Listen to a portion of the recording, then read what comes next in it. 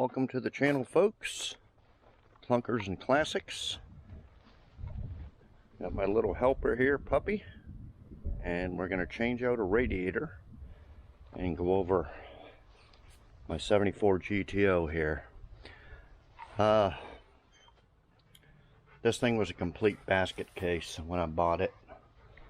I don't know, 4 or 5 years ago, and I finished it about 2 years ago. Well, finished meaning, 95%, something like that. Okay, so this radiator here, a friend of mine gave it to me. It's aluminum, nice aluminum radiator, but he thinks it's for a Corvette, although my Corvette doesn't have this thing, so I'm not sure exactly what it is, what it's out of, but I made it work in this. And by work, I mean, you can see it's got no shroud. And the main problem is there's no room for the battery. This is a very small battery, and half of it's stuck underneath the fender well because there's nowhere to put it.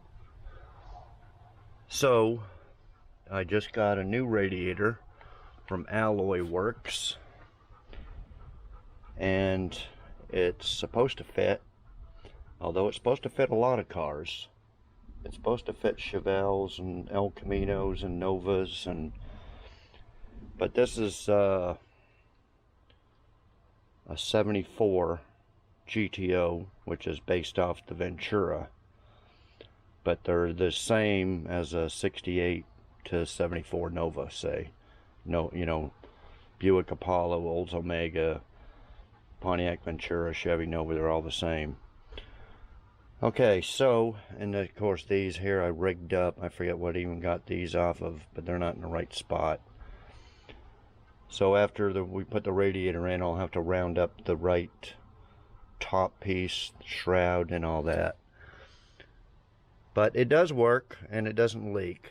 And the other thing is I got the flex hoses, but I think that this was the only hoses you could get. They don't actually make the exact fitting hoses for this, for Novas and stuff. You got to buy the flex, I think. I'm not sure, but if not, we're gonna get rid of them. And you see here, this one here points up. So the plan is to put in the right radiator that fits, so I can fit the right shroud, fit the right top piece, fit the right hoses, and the main thing is to fit the right battery.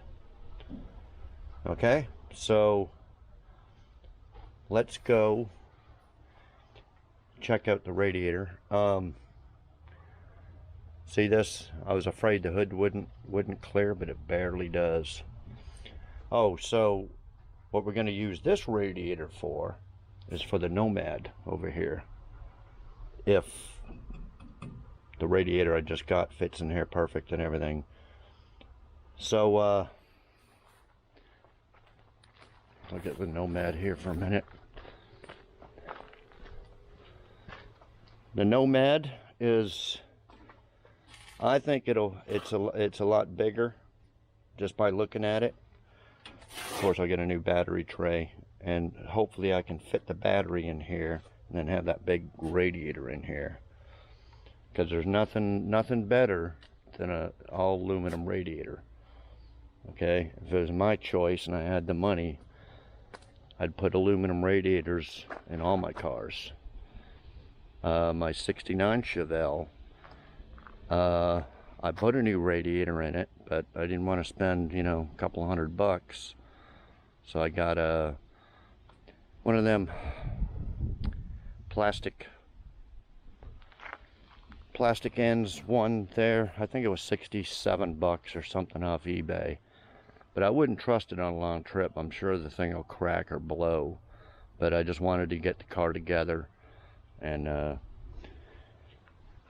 so basically, yeah, I'd like to get all aluminum radiators in all my vehicles. I did buy one for my Jeep. The the plastic housing had cracked there a couple years ago, and I bought an aluminum radiator for it. Spent the money, and it's been great. Okay, so yeah. So this radiator is from Alloyworks. I believe it was $229. This is the box it comes in.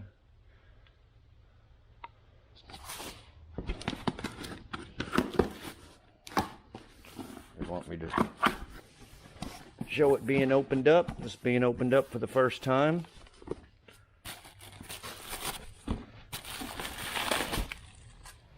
Now I'm going to put a link in the description for this radiator. And you got to use a code and get 5% off.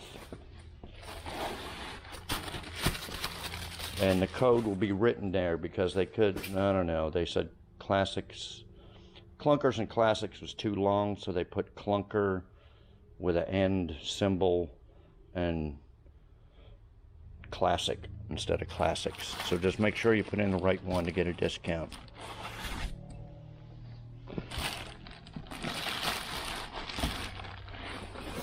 Ooh. Yep, it's definitely a lot shorter. Let me put this up here.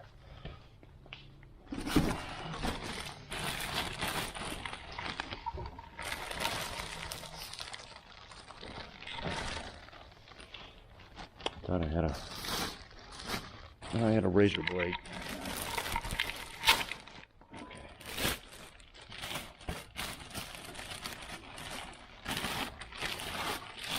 Oh yeah, all TIG welded aluminum. There's your radiator slots. Comes with a cap. Now, a lot of the radiators they sell come with cooling fans. This one didn't come with one, and I'm probably not going to put one on there. I may put on an aftermarket one for backup, but I like to run the manual fans. I don't want to be stranded anywhere with a burnt out electric fan. Let me take this plastic off.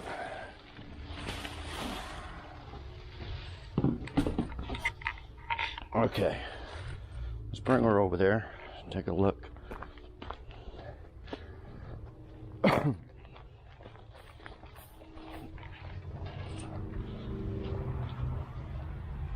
And it's a 4-core. Yeah, you can tell it's already a lot shorter. So I'm gonna have room for my battery.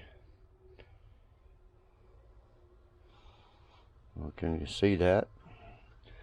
That's pretty, I believe this old one is a 4-core also, so it should fit right in there with my manual mechanical fan, which will be perfect. Okay. And what I like, it's got a brass Petcock, I call it, to drain it. My Jeep one, I didn't buy it from the same company. It had a plastic one that failed, and I had to stop at a Napa and get one of them brass plugs. So yeah, so from now on, okay, now on I'll remember that. So that looks like it's gonna be nice. I just hope I can find my original bracket somewhere. Okay, so take off these two brackets. I'm going, oh, I believe I have the gauges hooked up. I don't know what I did here. I believe that's for a water temperature gauge right there. We'll probably just leave that. Does this one have one for a... I don't believe it does have a spot for a manual. Well, I don't know what this is for. I used it for a gauge. So I'll leave that on there for the Nomad, and then we'll just hook it to the manifold somewhere. Okay, so take out these two hoses, these two brackets, and the two transmission lines, and she should lift right out of there. So I'll be back in a minute. Okay guys, I think I got her all ready to pull. Now these transmission lines I probably had to bend to get them over there, but let's see if she'll pull out. Oh yeah. Boy, she's heavy. Okay, I probably have to line up those little rubber deals that they set on. It probably has to be right there, but we'll get the other radiator here in a second. Let's see if this fits in the Chevelle real quick. I did drain the antifreeze right there in a pan.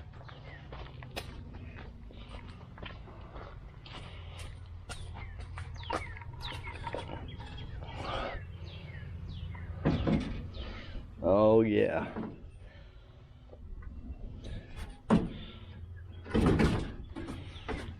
Killing two birds with one stone here. Look at that, fits in there perfect. Now my GTO hood closed with that being like that, so I'm hoping the Chevelle one will too. Yeah.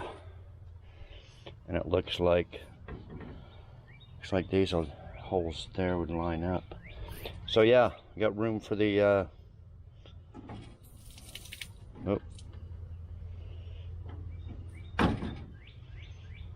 just sit like that. Yeah, so I got room for the battery there. Okay, I tightened up this.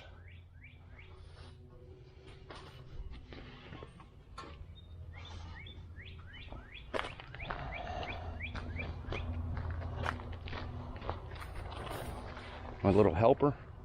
Puppy, go grab me a 1/2-inch wrench. Grab me a 1/2-inch wrench. Need to teach her to fetch me to get a beer. Oh yeah. Yeah, she's gonna fit. I don't know if I move this battery tray over.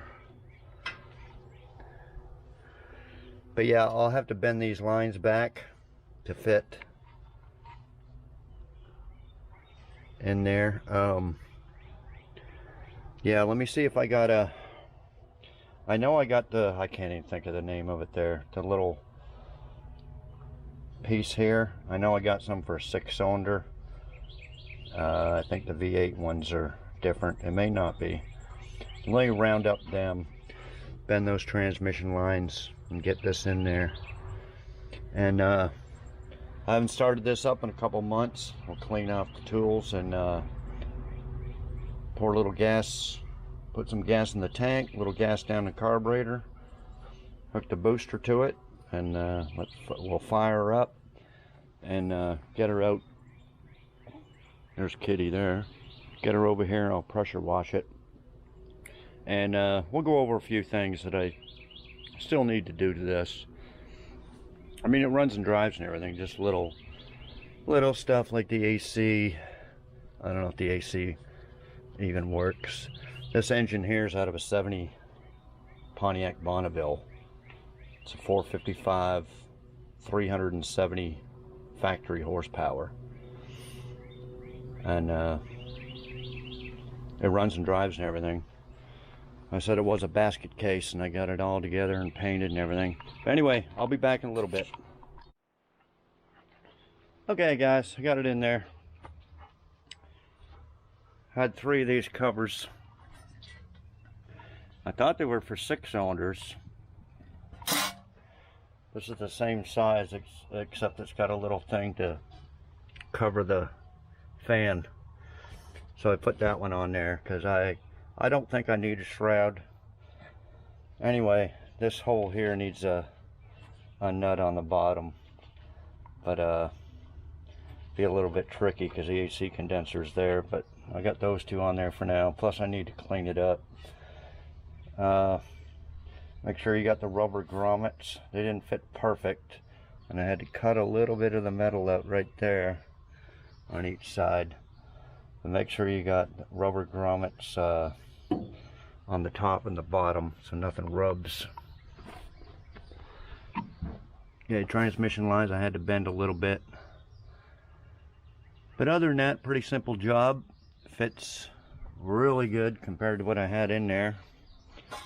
Okay, I can't remember if I moved that battery tray over to scoop that, but let me get this battery situated and the tray moved over, and I'll be back and we'll try to get this running.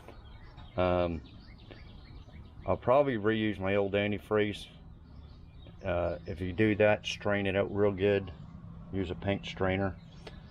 So let me put the antifreeze in, get the battery situated, and I'll be back. Okay guys, put a couple of gallons of gas in it, and a little gas down the carburetor. Got my booster pack on there.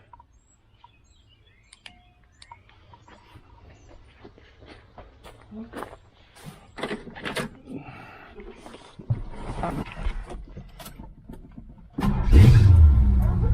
yeah.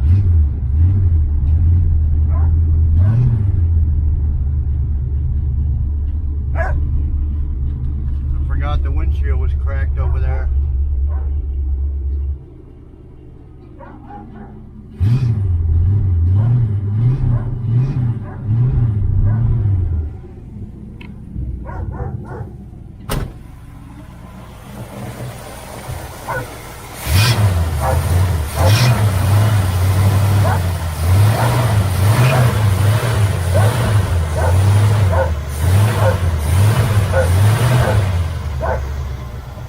Puppy.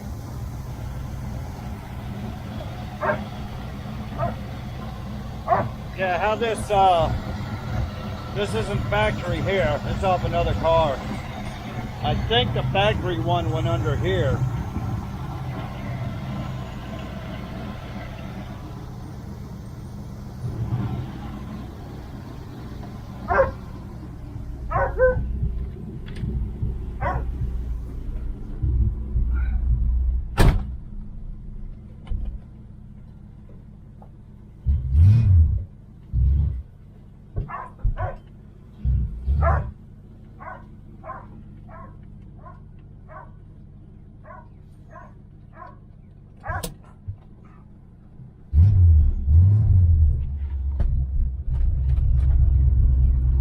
Factory shifter, but the little pin is broke that holds it into park. So I could like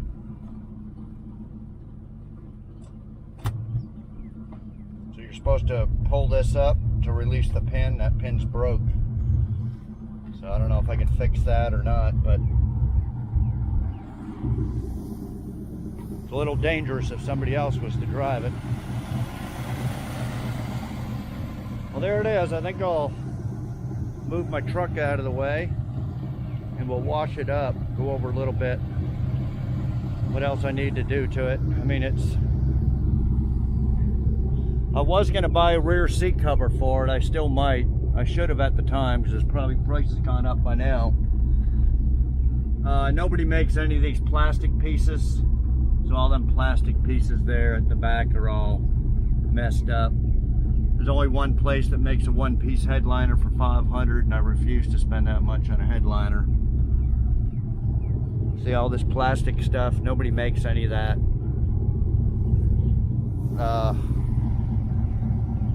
I think there's a place that makes door panels for $500 too. But I bought these from they're not, well, they're aftermarket, but I think they're for a G-body, you know, like a Malibu, El Camino, Grand Prix or something like that. But anyway, I made them pull handles work. I bought the little GTO emblems, but the rest of it's kind of crappy. So I don't want to spend $500 on door panels, $500 on a headliner. But I think I did buy a dash cap for this one. If I remember right. I need to hook up my water gauge to the manifold or something.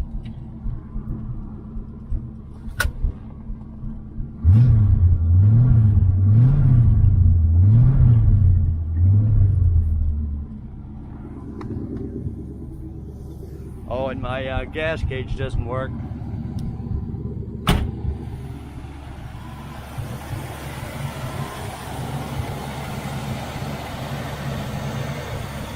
Okay, well, I'll be back when I wash her up. Okay, guys. I just rinsed it off. I'm not gonna use any soap or anything. I just sprayed her, all the dust off of it. It'll just get all dirty again. Okay, well, I guess that'll be it for the video. I do have a video on. I built this car before I started recording them on YouTube, so I don't have a video of it, of rebuilding it, but I got a video of telling the story and stuff about it. So if you want to look at that, what else did oh yeah, the battery tray, I had to move it over, so now I got room for a bigger battery if I need it. This little battery here seems to be okay though, or it was. But anyway, I'd let it run there for a while. There's no leaks or anything, so I think that'll work. Perfect fit. So if you're, like I said, if you're interested in one from Alloyworks, link in the description. Use the promo code. Yeah, I guess that'll be it. We got, like I said, we got the, I just kind of taped this one here. So we got a radiator for the Nomad also, so that's good. Okay, so next video we're going to get back with the Nomad. Not quite sure yet whether we're going to do that rear end, put that 12 bolt in, or start on the sunroof, or start on windshield channels. But anyway, I'm going to start on that first thing in the morning. Don't forget, if you want a bumper sticker, $5. Send to my email through PayPal, clunkersandclassics@gmail.com. I'll put that in the description also. It's coming along, but I'm just working on some other little stuff here. So yeah, I think I went over a bunch of stuff on the other video about what the GTO needs, but just about oh, the other thing is it is a real GTO. I got the Pontiac's one of the only, I think the only company that, through the Pontiac Historical Society, PHS, you can get documents right from when it was brand new, the build sheet and all that stuff. And that, the guy I bought this from already did that. And it's kind of funny because has drum brakes on the front and no power brakes. It did have power steering, but it's kind of weird.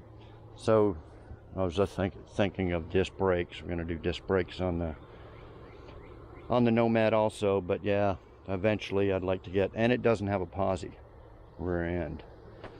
And this is really, it's a fast car with a 455 in it. I had a 455 in a Le Mans before, and that thing was just a screamer. I can just imagine what it'd do in this lightweight subframe car. So yeah, you know, I'd like to get a posi rear end and disc brakes on this too.